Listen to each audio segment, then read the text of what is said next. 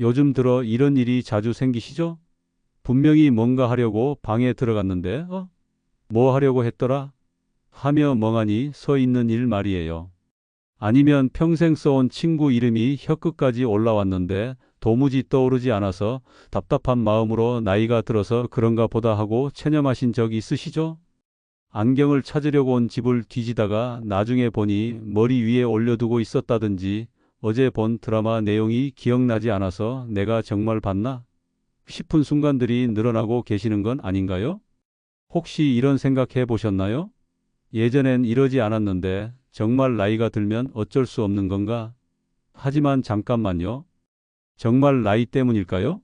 아니면 우리가 놓치고 있는 다른 이유가 있는 걸까요?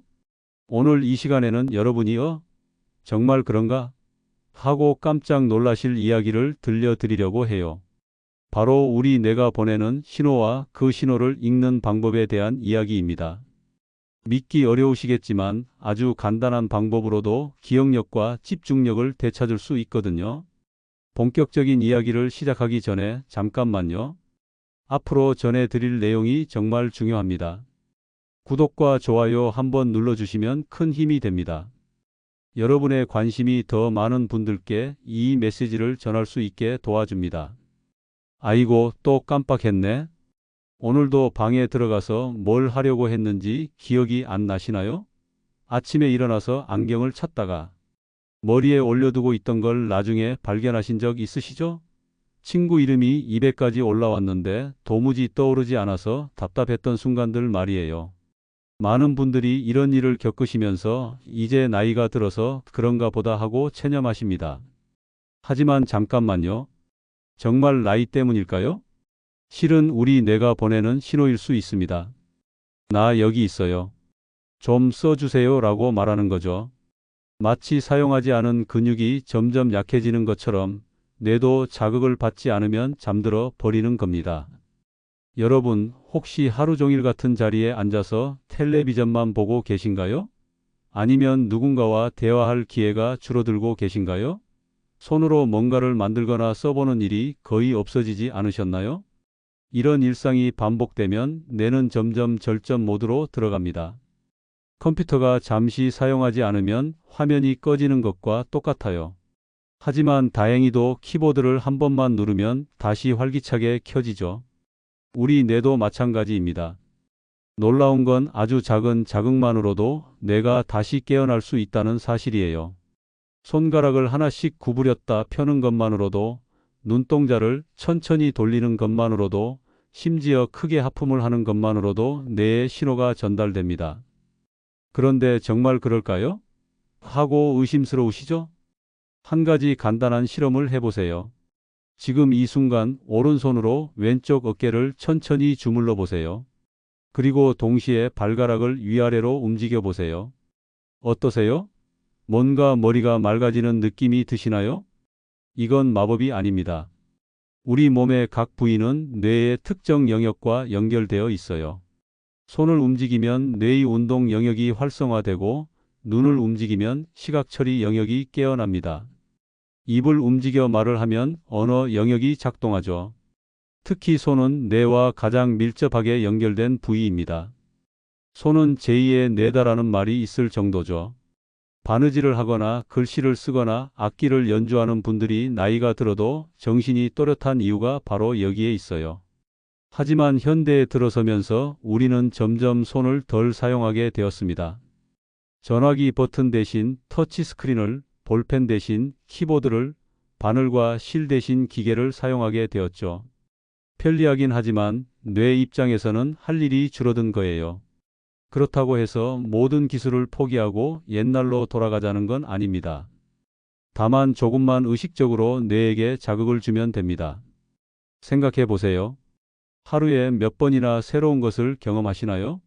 새로운 길을 걸어본다거나, 평소와 다른 음식을 먹어본다거나, 처음 보는 사람과 대화를 나눈다거나 하는 일 말이에요.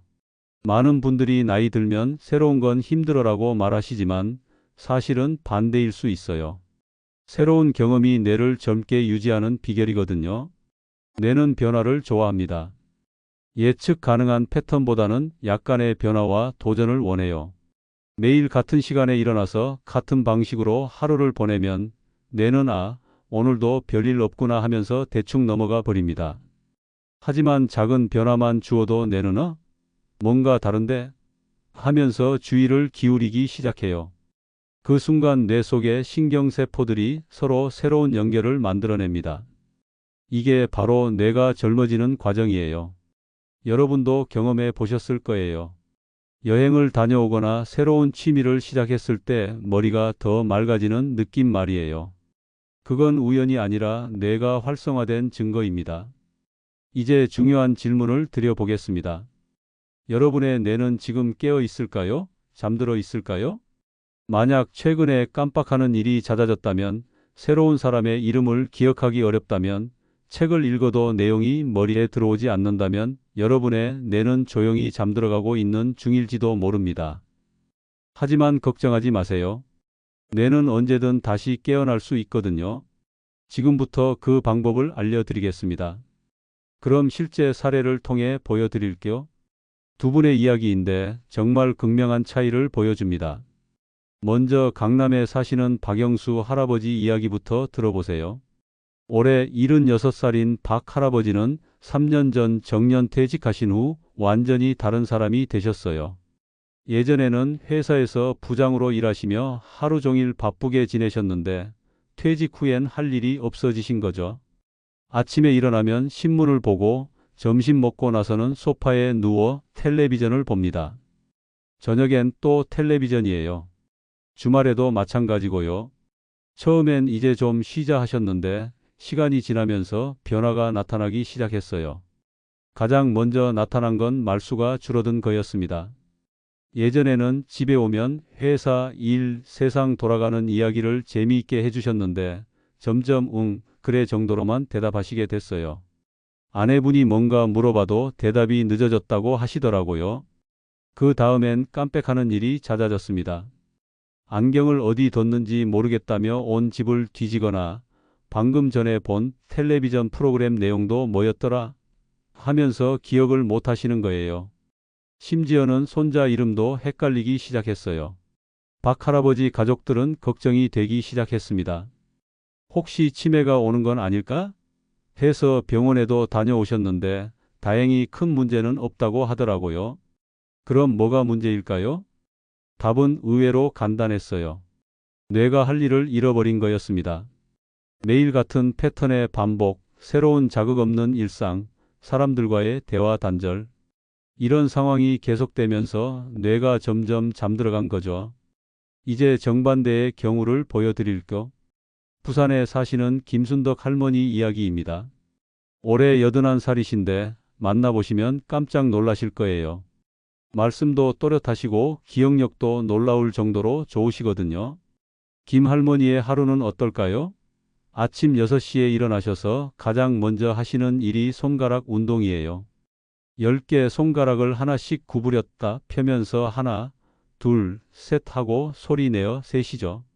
그리고 나서 세수를 하면서 거울을 보고 오늘도 화이팅 하고 인사를 하세요. 아침밥을 드시고 나면 일기를 쓰십니다. 그것도 컴퓨터가 아니라 직접 손으로 써요. 어제 며느리가 전화했다. 날씨가 좋아서 산책을 했다. 이런 소소한 일상도 빠뜨리지 않고 적으시거든요. 오전에는 동네 복지관에서 하는 노래 교실에 다니십니다. 새로운 노래를 배우고 친구들과 함께 부르면서 웃고 떠들어요. 점심 먹고 나서는 손뜨개질을 하시는데 이것도 그냥 하시는 게 아니라 손자, 손녀들 옷을 뜨시면서 이건 누구 거, 저건 누구 거 하면서 계획을 세우시죠. 저녁에는 남편분과 함께 동네 한 바퀴를 도십니다. 그냥 걷는 게 아니라 오늘은 저 집에 꽃이 새로 피었네. 저기 공사하는구나 하면서 주변을 관찰하고 대화를 나누세요. 잠자리에 들기 전에는 손자, 손녀들에게 안부 문자를 보냅니다. 스마트폰 쓰는 것도 배우셨거든요. 처음엔 어려워하셨지만 배워야 시대에 뒤처지지 않는다면서 열심히 익히셨어요. 두 분의 차이가 보이시나요? 박 할아버지와 김 할머니, 나이는 비슷하지만 일상이 완전히 달라요. 그리고 그 결과도 확연히 다르고요. 핵심은 뇌를 얼마나 많이 사용하느냐에 있어요. 김할머니는 하루 종일 뇌에게 다양한 자극을 주고 계세요. 손으로 쓰기, 새로운 노래 외우기, 사람들과 대화하기, 뜨개질하면서 집중하기, 걸으면서 주변 관찰하기, 문자 보내기까지. 이 모든 활동들이 뇌의 서로 다른 영역을 깨우는 거예요. 손으로 글씨를 쓸 때는 운동 영역과 언어 영역이, 노래를 부를 때는 음악 처리 영역과 기억 영역이, 사람들과 대화할 때는 언어 영역과 감정 영역이 활성화됩니다. 반면 박할아버지는 어떠셨나요? 하루 종일 소파에 앉아서 텔레비전만 보시니까 뇌가 수동적인 상태에만 머물러 있는 거예요. 새로운 정보를 받아들이긴 하지만 그걸 처리하거나 반응할 필요가 없으니까 뇌가 점점 게을러지는 거죠. 여기서 중요한 건 나이 자체가 문제가 아니라는 점이에요. 김 할머니가 박 할아버지보다 5살이나 더 많으시거든요. 하지만 뇌 상태는 오히려 김 할머니가 더 젊어 보이시죠. 그럼 이미 박 할아버지처럼 되신 분들은 어떻게 해야 할까요? 다행히 뇌는 나이와 상관없이 변할 수 있어요. 새로운 자극을 주기 시작하면 금세 반응을 보이거든요. 실제로 박 할아버지도 변화의 계기가 있었어요. 손자가 할아버지 같이 퍼즐 맞춰요 하면서 500조각짜리 퍼즐을 가져온 거예요. 처음엔 이런 건 어려워서 못해 하셨는데 손자가 계속 졸라서 시작하게 되셨죠. 그런데 이게 전환점이 되었어요. 퍼즐을 맞추려면 집중해야 하고 손도 써야 하고 기억도 해야 하잖아요. 처음엔 10분도 못하고 포기하셨는데 점점 시간이 늘어나더니 결국 한 달 만에 완성하셨어요. 그 후로 박 할아버지는 달라지기 시작했어요. 퍼즐이 재미있어지니까 더 어려운 걸 도전해보고 싶어지시고 완성한 퍼즐 사진을 찍어서 친구들에게 자랑도 하시고 퍼즐 모임에도 나가시게 되었어요. 지금은 어떠실까요? 예전처럼 하루 종일 소파에만 계시지 않아요. 오전에는 퍼즐을, 오후에는 산책을, 저녁에는 가족들과 대화를 나누세요. 그러면서 깜빡하는 일도 훨씬 줄어들었고 말씀도 많아지셨어요. 이 두 사례에서 우리가 배울 수 있는 건 뭘까요? 뇌는 사용하면 살아나고 사용하지 않으면 잠들어 간다는 거예요. 그리고 언제 시작하든 늦지 않다는 것도요. 그런데 여기서 한 가지 놀라운 사실을 발견하게 됩니다. 김 할머니처럼 활발하게 지내시는 분들 중에서도 머리가 자꾸 멍해져요. 기억력이 예전 같지 않아요 라고 호소하시는 경우가 있다는 거예요. 대구에 사시는 이정희 할머니가 바로 그런 경우였어요. 73살이신 이 할머니는 매일 아침 1시간씩 운동을 하세요. 동네 뒷산을 올라갔다 내려오는 게 일상이죠. 그런데 이상하게도 운동을 열심히 하는데 머리는 계속 무거운 느낌이 든다고 하시는 거예요. 왜 그럴까요? 자세히 들여다보니 문제가 보였어요. 이 할머니의 산책 모습을 관찰해 보면 마치 로봇처럼 걸으시는 거예요. 시선은 땅바닥에 고정되어 있고 팔은 몸에 붙인 채 거의 움직이지 않으세요. 걸음걸이도 기계적이고요. 1시간 동안 산을 오르내리셨는데 정작 오늘 뭘 봤어요? 하고 물어보면 글쎄요, 그냥 걸었는데요 하고 대답하시는 거예요. 머릿속은 온통 다른 생각들로 가득했던 거죠. 저녁에 뭘 해먹지? 병원 예약은 언제였지? 이런 생각들 말이에요. 이게 바로 무의식 운동의 함정이에요. 몸은 움직이지만 뇌는 잠들어 있는 상태인 거죠. 마치 자동차의 자동 운전 모드 같은 거예요. 목적지에는 도착하지만 중간에 뭘 봤는지는 기억나지 않는 그런 상태 말이에요. 그래서 이 할머니께 제안을 드렸어요. 걸으실 때 조금만 의식해 보세요. 구체적으로 어떻게 하는지 알려드릴게요. 먼저 팔 움직임부터 바꿔보라고 했어요. 걸을 때 팔을 자연스럽게 앞뒤로 흔들면서 손가락도 의식적으로 펴고 오므리는 거예요. 하나, 둘 하면서 리듬에 맞춰서요. 그 다음엔 시선을 바꿔보라고 했어요. 땅만 보지 말고 멀리 있는 나무도 보고 가까이 있는 돌멩이도 보고 하늘의 구름도 보면서 걸어보라고 했죠. 저기 까마귀가 날아가네. 꽃이 예쁘게 피었네. 이런 식으로 보이는 것들을 혼잣말로라도 얘기해 보라고 했어요.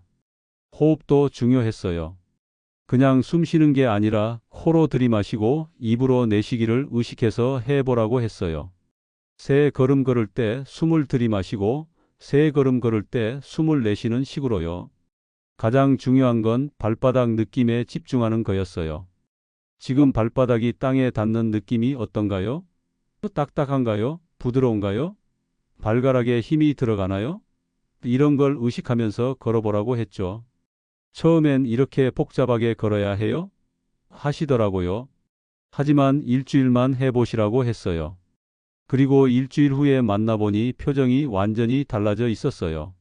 어머, 정말 신기해요. 머리가 맑아진 느낌이에요. 이 할머니가 하신 말씀이에요. 그냥 걸을 때랑 완전히 다르네요. 마치 머릿속 안개가 걷힌 것 같아요. 그뿐만 아니라 더 놀라운 변화들이 있었어요.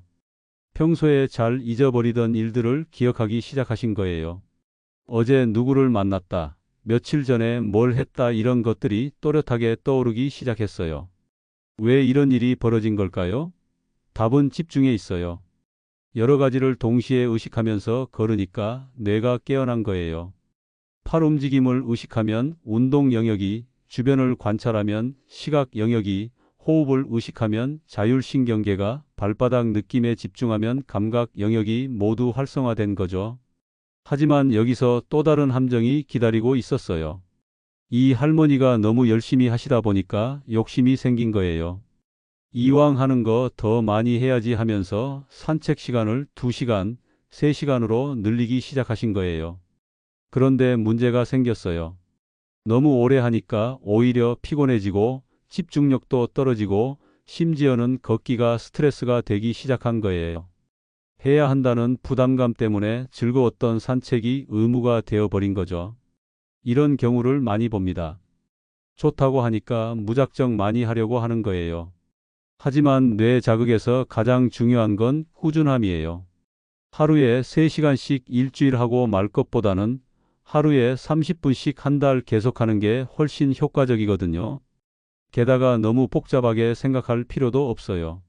처음부터 모든 걸 다 의식하려고 하면 오히려 스트레스만 받아요.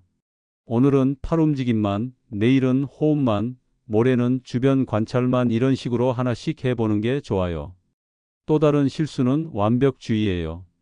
오늘 집중이 안 되네, 어제보다 못한 것 같아 이런 식으로 자책하시는 분들이 있어요. 하지만 뇌 운동도 근육 운동과 마찬가지로 컨디션에 따라 달라질 수 있어요. 중요한 건 포기하지 않고 계속하는 거예요. 서울에 사시는 한 70살 할아버지는 이런 말씀을 하시더라고요. 젊었을 때는 몸만 건강하면 된다고 생각했는데 나이 들고 보니 머리 건강이 더 중요하네요.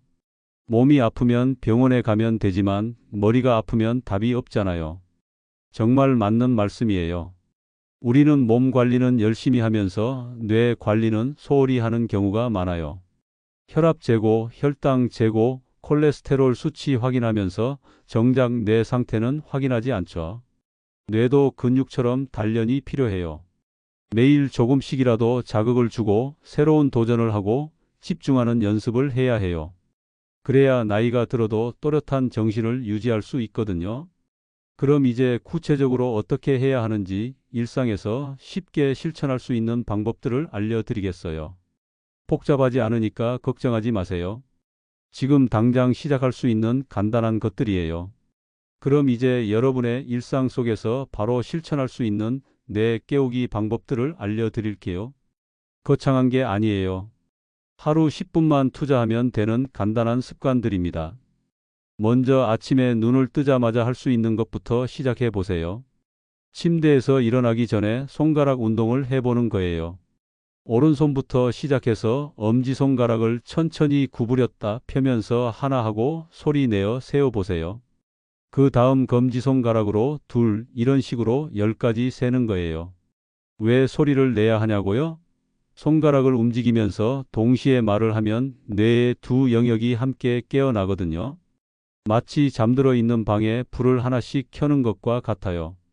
이걸 양손으로 다 하면 20개의 불이 켜지는 셈이죠. 세수할 때도 기회예요.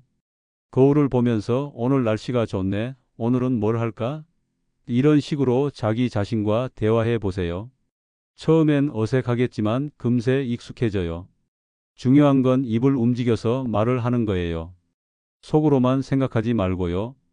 아침밥을 드시기 전에는 간단한 계획을 세워보세요. 오늘은 동네 마트에 가서 장을 보고, 오후에는 친구에게 전화하고, 저녁에는 가족들과 이야기를 나누자, 이런 식으로요. 복잡할 필요 없어요.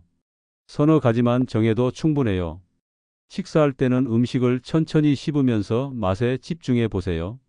이 김치는 어제보다 더 시큼한데, 밥이 오늘따라 찰지네, 이런 걸 의식하면서 드시는 거예요. 그냥 배불리 먹는 게 아니라 뇌가 맛을 분석하도록 하는 거죠. 밥 먹고 나서는 설거지할 때도 기회가 돼요. 찬물과 따뜻한 물의 온도 차이를 느끼고 그릇의 무게와 질감을 의식해 보세요. 이 그릇은 좀 무겁네, 물이 따뜻하네, 이런 걸 혼잣말로라도 해보시라고요. 외출할 때는 아까 이정희 할머니께 알려드린 집중 걷기를 해보세요. 처음에는 팔 움직임만 의식해 보고요. 익숙해지면 주변 관찰도 더해 보시고요. 중요한 건 한 번에 모든 걸 다 하려고 하지 마세요. 오늘은 팔만, 내일은 호흡만, 이런 식으로 하나씩 해보는 거예요. 길을 걸을 때 새로운 것을 찾아보는 것도 좋은 방법이에요. 저 집 대문 색깔이 바뀌었네. 저기 새로운 가게가 생겼구나. 이런 변화들을 찾아보시는 거예요. 매일 같은 길을 다녀도 새로운 발견이 있을 거예요. 집에 돌아와서는 오늘 있었던 일을 되짚어보는 시간을 가져보세요. 거창한 일기를 쓸 필요는 없어요. 오늘 누구를 만났고, 뭘 했고, 어떤 기분이었는지, 이 정도만 생각해 보시면 돼요. 가능하면 소리 내어 말해 보시고요. 저녁에는 가족들과 대화를 나누면서 오늘 하루를 공유해 보세요. 오늘 마트에서 이런 걸 봤는데, 길에서 옛날 친구를 만났는데, 이런 이야기들이요. 혼자 사시는 분들은 전화로라도 누군가와 이야기를 나누시면 좋아요. 잠들기 전에는 깊게 숨쉬기를 해보세요. 코로 천천히 숨을 들이마시면서 배가 나오도록 하고, 입으로 천천히 내쉬면서 배가 들어가도록 하는 거예요. 이걸 5번 정도 반복하면 마음도 편해지고 잠도 잘 와요. 이 모든 걸 다 해야 한다고 부담 가지지 마세요. 이 중에서 하나나 둘 정도만 골라서 일주일 정도 해보시고 익숙해지면 하나씩 더 추가해 보시면 돼요. 중요한 건 꾸준히 하는 거예요. 실제로 이런 방법들을 실천하신 분들의 변화는 놀라워요. 인천에 사시는 80살 할머니는 요즘 사람 이름이 잘 떠올라요라고 하시고, 부산에 사시는 75살 할아버지는 깜빡하는 일이 줄어들었어요 라고 하세요. 무엇보다 중요한 건 나이 들어서 어쩔 수 없다는 생각을 버리는 거예요. 뇌는 나이와 상관없이 변할 수 있어요. 40살에 시작해도 늦지 않고 80살에 시작해도 늦지 않아요. 시작하는 순간부터 뇌는 변화를 시작하거든요. 한 가지 더 중요한 건 재미있게 하는 거예요. 해야 한다는 부담감보다는 해보자는 호기심으로 접근해 보세요.